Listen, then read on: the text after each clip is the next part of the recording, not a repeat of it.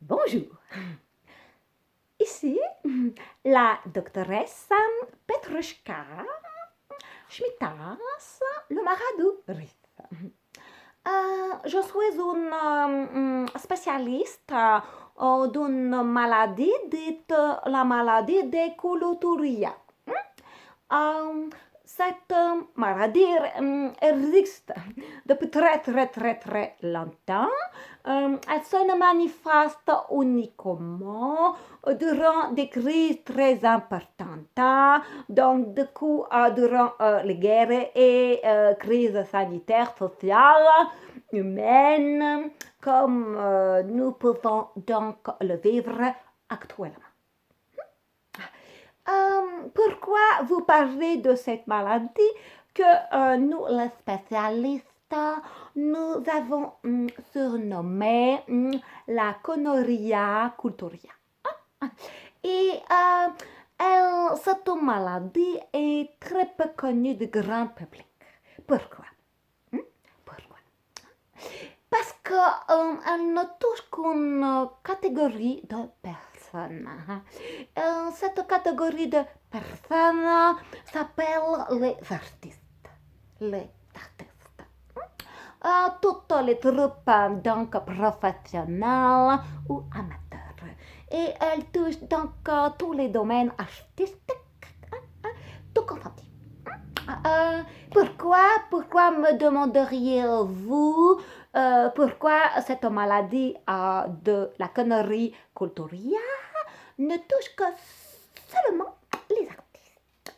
Eh bien, nous, les spécialistes, nous avons pu remarquer que durant des périodes de crise intense où la population est donc obligée de s'isoler, eh bien, ce phénomène a un effet très indésirable sur l'ensemble des artistes qui, privés de leur capacité de création, de possibilité donc de faire vivre leurs arts collectivement, eh bien, ces personnes subissent un gros choc émotionnel.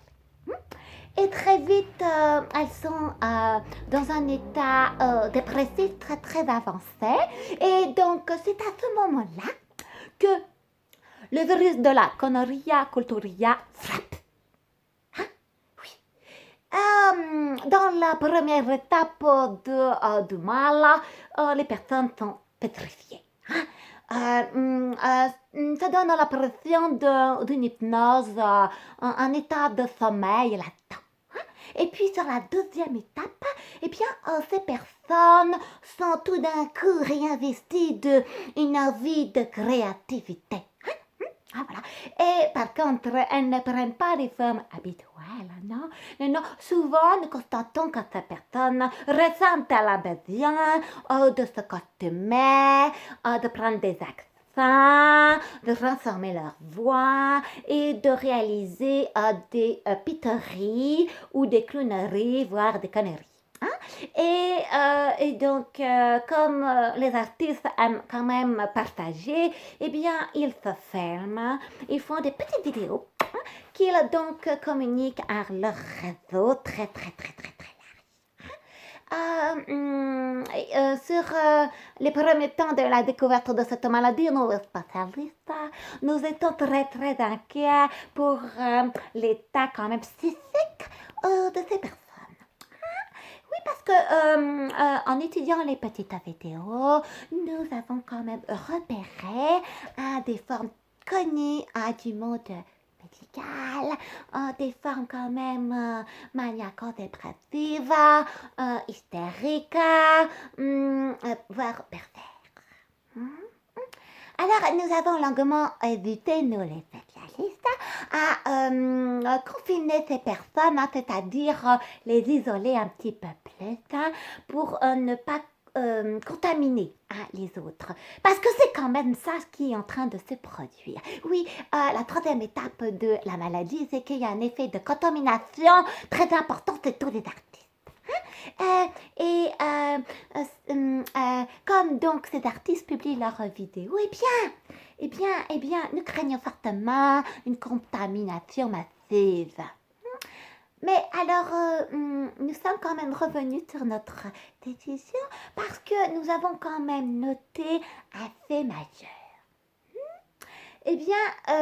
Nous devons quand même admettre que toutes ces petites formes artistiques inhabituelles ont un effet très positif sur la population globale. Hein? Oui, parce qu'elles suscitent beaucoup de rire et de joie. Hein?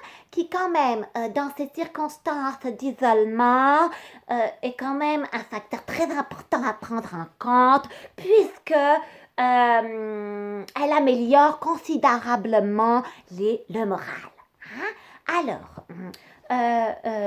je tenais à vous dire que j'ai donc fait une ordonnance pour tous ces artistes qu'ils pourront donc télécharger sur leur pote, qui donc les conforte et leur donne toute liberté sur toutes ces formes artistiques, donc elles procurent, du rire et du bonheur chez les uns. Voilà. Retrouvez-moi donc sur les petites fabriques de Petrushka.